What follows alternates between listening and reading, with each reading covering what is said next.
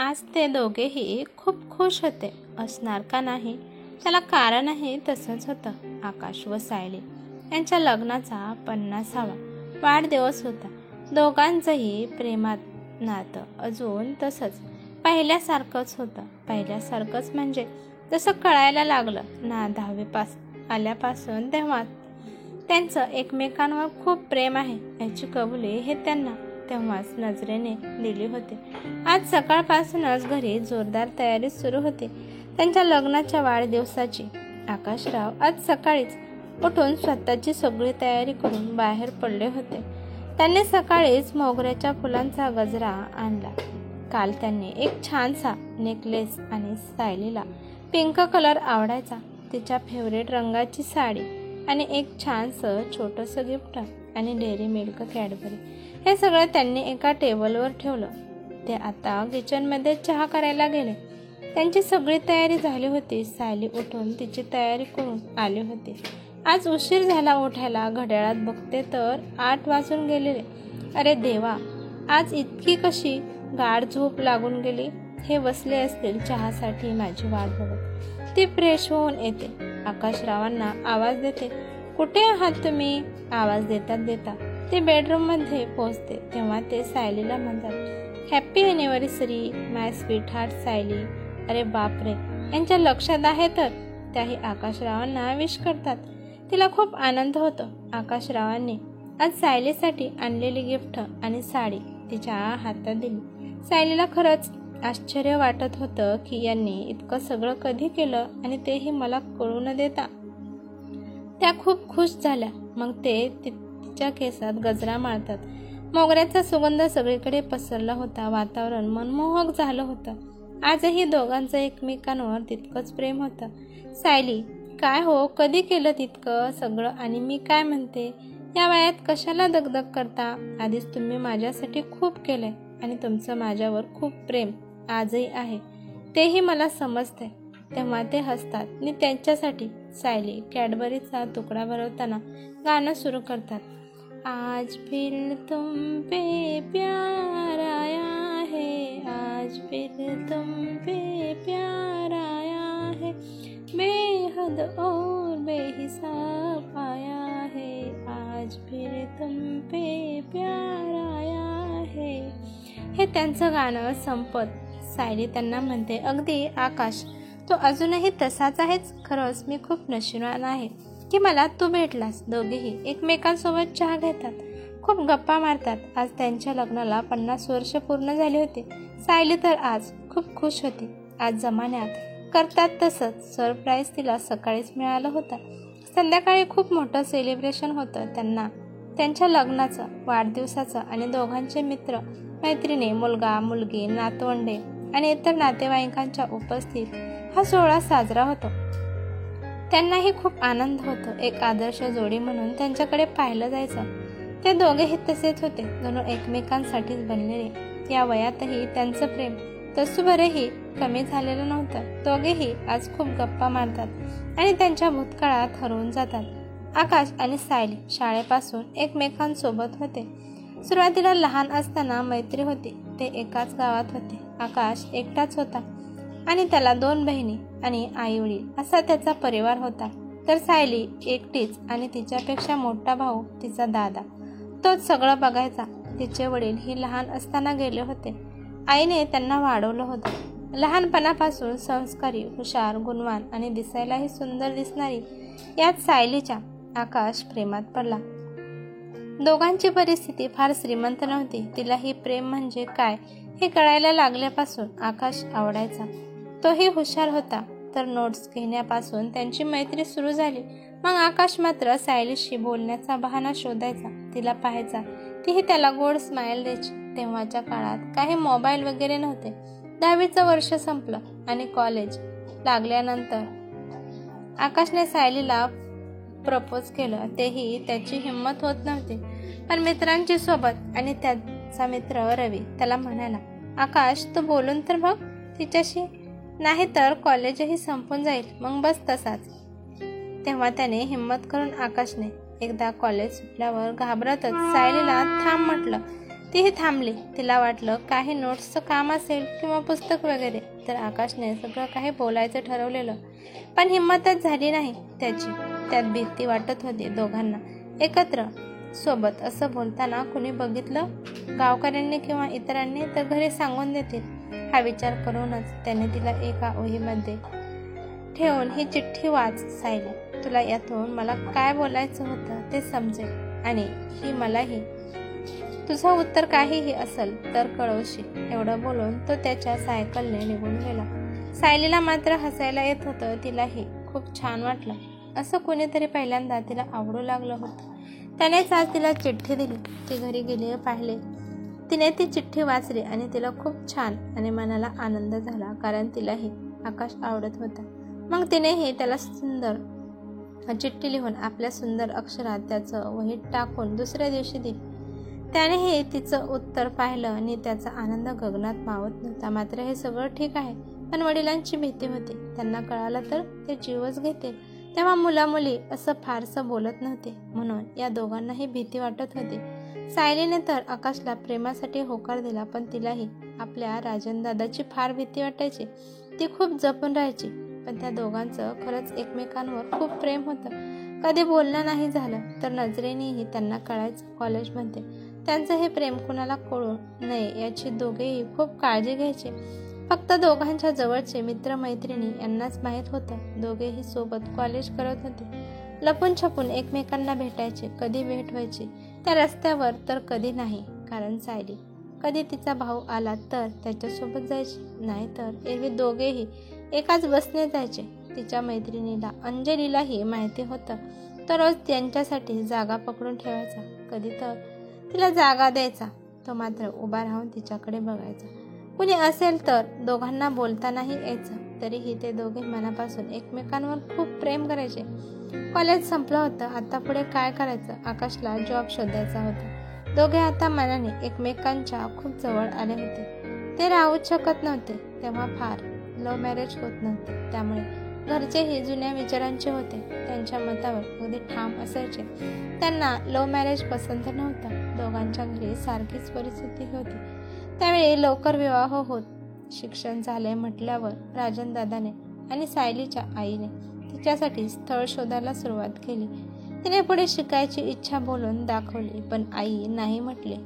तुझं लग्नाचं वय आहे, आत्तापुरते झालं एवढं शिक्षण, म्हणून स्थळ शोधायला सुरुवात केली होती. सायलीला नोकरी करावी वाटत होती. तेव्हा ग्रॅज्युएशनच्या बेसवर तिला नोकरीच्या छान संधी उपलब्ध होत्या, पण घरचे पाठवायला तयारच नव्हते. आकाशला ही घरचं बघावं लागत होतं. त्याचे बाबाही मध्येच आजारी पडले. मग त्याला नोकरी करावी लागली. बहिणींची लग्ने झाली तेव्हा आकाशही सायलीला भेटायचा प्रयत्न करत असत, पण भेट होत नव्हती. एका गावात राहूनही तिला आता घराबाहेर पाठवत नव्हते. दोघेही भेटण्यासाठी खूप तरसायचे, पण काय करणार? सर्वांची भीती असायची. घरच्यांपुढे आणि परिस्थितीपुढे दोघांचं या प्रेमाची आणि दोन जीवांची ही अवस्था झाली होती. तेव्हा आकाशला चांगली नोकरी मिळाली. त्याने त्याच्या घरी सायलीविषयी सांगितलं. माझं तिच्यावर खूप प्रेम आहे आणि मला तिच्याशीच लग्न करायचे आहे.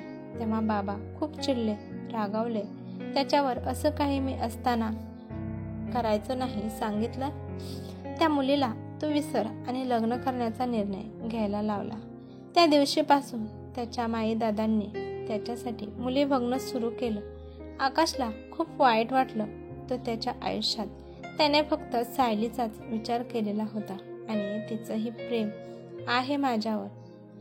मी असं केलं तर तिला काय वाटेल? ती नाही राहू शकणार माझ्याशिवाय. तेव्हा तो सायलीला भेटायचं ठरवतो. तिची मैत्रीण हिरा, तिचा भाऊ याच्या ओळखीचा होता. सहजच भेटायचं म्हणून त्यांच्या घरी जाऊन सायलीची मैत्रीण हिरा त्याच्याविषयी घरात चाललेली लग्नाविषयीची बातचीत सगळं सांगितलं. तिला एकदा उद्या मंदिरात भेटायला सांग असा निरोप दिला. हिराने हा निरोप सायलीला दिला. दुसऱ्या दिवशी ती मंदिरात निघते जायला. मस्त तयारी करून पंजाबी ड्रेस घालून. आकाश आधीच येऊन तिची वाट बघत होता. खूप अस्वस्थ होता तो. काय करावं काय सुचत नव्हतं. सायलीने आकाशला पाहिलं आणि लोकांची पर्वा न करता त्याला मिठी मारली. त्याचा इतक्या दिवसांचा दुरावा तिला सहन नाही झाला. ती खूप रडत होती. तेव्हा आकाशने तिला बसवलं, पाणी दिलं आणि सगळं खरं सांगून टाकलं. तेव्हा सायली तो आपल्याला सोडून जाईल, लग्न करेल या विचाराने ती खूप रडू लागली. तेव्हा आकाशला तिचे अश्रू बघवत नव्हते. सायलीने आकाशला सांगितले की माझ्या घरी हे स्थळ बघणं सुरू आहे. परिस्थिती काय असो, पण माझं तुझ्यावर खूप प्रेम आहे आकाश. मी दुसऱ्या कुणाशी लग्न नाही करू शकत. मी राहूच शकत नाही तुझ्याशिवाय. तेव्हा आकाशनेही त्याच्या मनातलं तिला सांगितलं, घरची परिस्थिती सांगितली. दोघेही हतबल झाले होते. घरच्यांपुढे जातीमध्ये फरक नव्हता तरी प्रेमविवाहाला घरचे तयार नव्हते. पण हे प्रेम करणारे एकमेकांशिवाय राहू शकत नव्हते. बराच वेळ मंदिरात बसले. सायली घरी गेली. तिच्या आईला सगळं समजलं होतं. तेव्हा आईने तिला खूप मारलं आणि तिचा दादाही तिला खूप बोलला. तिला ते लोक दुसऱ्या दिवशी पासून कुठेही जाऊ देत नव्हते. आज तिच्यासाठी मुलगा बघायला येणार होता. तिला काय करावं काही सुचेना. मैत्रिणीला तिने हे सगळं आकाशला कळवायला लावलं. त्याला हे समजल्यावर खूप वाईट वाटलं. आता सगळं संपलं असं वाटू लागलं. सायलीने तिच्या दादाला सगळं सांगितलं, पण त्यामुळे नातेवाईक आणि लोक काय म्हणतील, आपल्याला नावं ठेवतील. त्या मुलाचा विचार करणं सोड आणि उद्या येणाऱ्या मुलाशी लग्न कर. उद्या येतीलच ते, मग बाकीचं बघू असं म्हणून तो निघून गेला. मग सायली तिच्या आईजवळ खूप रडली आणि तिला हे सगळं सांगितलं. आई तरी काय करणार बिचारी. तिच्या भावाच्या हातात होतं सगळं काही. सगळे निर्णय तो घ्यायचा. त्या दिवशी आकाशला कळाल्यानंतर तो आणि त्याचा मित्र रवी तिच्या घरी आले. रवीने त्या दोघांच्या बाजूने बोलला. विचार करा, आकाश गरीब असला तरी तो खूप पुढे जाईल आणि त्याला नोकरी मिळाली आहे. तुमच्या मुलीला तो अगदी सुखात ठेवेल सांगितलं. आकाशही तिच्या आईच्या पाया पडत होता. सगळं समजावून सांगत होता, पण आईला कळत होतं. आकाशच्या डोळ्यात बघून पण करणार काय. नातेवाईक नावे ठेवतील म्हणून त्यांनी त्या दोघांना पाठवून दिलं. सायली मात्र रडत होती खोलीत बसून. ती तिथून निघून जाणाऱ्या आकाशकडे एकटक बघत होती. शेवटी तो घरी आला. विचार करत बसला होता. शेवटी त्याने सायलीला समजून सांगायचं, त्या मुलाशी लग्न कर आणि सुखाने संसार कर असं रडत त्याने एका चिठ्ठीवर लिहिलं आणि ते आपल्या बॅगेत टाकलं. दुसऱ्या दिवशी तिला शेवटचं भेटायचं एकदा ठरवतो आणि झोपून जातो. सायली मात्र रात्रभर जागी राहून विचार करत होती. तिचं आकाशवर खूप प्रेम होतं म्हणून, पण आज तिला हरल्यासारखं वाटत होतं. खूप रडत होती ती. तिने जेवणही नाही केलं. आईला तिच्याकडे बघून मनाला खूप वाईट वाटत होतं. आईने तिला समजावलं प्रेमाने आणि मायेने. जवळ घेऊन हेच सांगितलं की तो मुलगा चांगला आहे, तो तुला सुखात ठेवू शकतो, पण मला माफ कर, मी काही करू शकत नाही. आणि तीही रडू लागली. सायलीला आईची अवस्था कळत होती. तिला रात्री झोप लागून गेली. तिचा भाऊ रात्री आला. त्याचंही सायलीवर खूप प्रेम होतं. तिला कधीच त्याने रडवलं नाही. आज त्याला वाईट वाटत होतं, कारण त्याचंही एका मुलीवर प्रेम होतं. पण त्याने आज स्वतःच्या बहिणीला समजून घेतलं नाही. नुसतं बोलून दाखवलं तर त्याने तिला बाहेर जायचं बंद केलं. सायली त्याच्यासाठी खूप लाडकी आणि जीव की प्राण होती. दुसऱ्या दिवशी आज सायलीला बघायला पाहुणे येणार होते. राजन सायलीला बोलायला जातो, पण ती त्याला काहीच न बोलता सरळ जवळच असलेल्या नदीवर मैत्रिणीसोबत कपडे धुण्यासाठी गेली. राजन सायलीला दुःखी पाहूच शकत नव्हता. तो आकाशची बोलायची आणि कुणी काही म्हटलं तर त्याच्या बाजूने उभे राहायचं ठरवतो. आज तो त्याच्या मैत्रिणीला राधालाही लग्नाचा होकार देऊन टाकतो आणि तिला बहिणीचं लग्न झालं की आपण करू असे सांगून टाकतो. घरी येतो. सायली बराच वेळ झालं आलीच नव्हती. सायलीला नदीत पुढे जाताना पाण्याचा अंदाज नाही येत. ती पाण्यात बुडते. सर्व मैत्रिणी ओरडतात, आवाज देतात, लोक धावत येतात. आकाशला समजतं तो तिथेच त्याच्या मित्रांसोबत बसला होता. तेव्हा तो पळत सुटतो आणि सगळे तिचा लगेच त्वरित शोध घेतात. आकाश तिला बाहेर काढतो. खूप गर्दी जमलेली असते. ती थोडी बेशुद्ध झालेली असते. तिच्या घरी बातमी समजते. आई आणि भाऊ धावत घरी येतात. तेव्हा सगळे तिला उठवत होते, पण ती उठतच नव्हती. वयस्कर आणि जाणकार मंडळी पुढे आली होती. आकाश खूप रडत होता. तो तिच्या जवळच होता. घरचेही होते. तेव्हा थोड्या वेळाने ती शुद्धीवर आली. आईने देवाचे आभार मानले.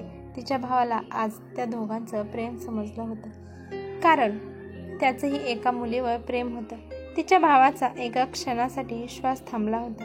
सायलीला असं पाहून मग त्याने आकाशशी बोलून सायलीचं लग्न आकाशसोबत करून दिलं. पण आकाशच्या घरच्यांनी तिला घरात घेतलं नाही. पण आकाशने तिची साथ सोड नाही कधीच. तिचा एकदा धरलेला हात घट्ट धरून ठेवला होता. तो आयुष्यभर न सोडण्यासाठी आकाशला घरच्यांनी काढून दिलं. आकाश आणि सायली दोघेही दुसरीकडे रेंटने घर घेऊन राहू लागले. दोघांनी खूप कष्ट केलं. नंतर त्यांच्या घरच्यांनी तिला आपलंसं केलं. तिने सर्वांची मने जिंकून घेतली. सायली खूप खुश होती आकाशसोबत. ती नोकरी करू लागली. परिस्थिती सुधारली. पुढे त्यांना 2 मुले झाली. एक मुलगा आणि दुसरी मुलगी. दोघांनाही त्यांनी खूप शिकवलं. स्वतःच्या पायावर उभं केलं. दोघांनी काटकसरीने संसार केला. त्यांनी दोघांनी मिळून घर, गाडी सर्व काही घेतलं. खूप संकटे आली पण सोबतीने त्याचा सामना केला. दोघांचंही एकमेकांवर असलेलं प्रेम तसंच टिकून होतं. नेहमी समजावून घ्यायचे एकमेकांना. भांडणे तर क्वचितच व्हायचे. फार वेळ ते एकमेकांशिवाय राहू शकत नव्हते. आज त्यांच्या घरात त्यांचा मुलगा, सून आणि मुलगी, जावई आणि नातवंडे अशी त्यांची फॅमिली होती. दोघांना अजूनही ते सोबत होते. हे खूप छान वाटत होतं. आज इतके वर्ष होऊनही त्यांचं प्रेम तसंच टिकून होतं. त्यांना सगळे चिडवायचे, हसायचे. इतके दोघे पण खूप छान वागायचे. उलट आता उतार वयात तर एकमेकांचा आधार होते. खूप काळजी घ्यायची. दोघांनी मिळून संसार केला. आजही त्यांचं प्रेम तसंच टिकून आहे. खरं प्रेम म्हणजे शेवटपर्यंत एकमेकांना साथ देणे आणि एकमेकांची काळजी घेणे होय. खरं प्रेम नातं किती वर्षापासून आहे त्यापेक्षा तुमच्या त्यात किती भावना गुंतल्या आहेत हे महत्त्वाचं आहे. तो काळच वेगळा होता. प्रेम करणारे शेवटपर्यंत साथ द्यायचे आणि लग्न नाही झालं तर आपल्या प्रेमाचा त्याग करायचे आणि एकमेकांना त्यांच्या आयुष्यात सुखी पाहणे हे पण प्रेमच होतं. ही कथा कशी वाटली ते मला कमेंट करून नक्की सांगा. कथा आवडल्यास लाईक शेअर नक्की करा. चॅनलवरती नवीन असल्यास चॅनलला सबस्क्राईब करायला विसरू नका. धन्यवाद.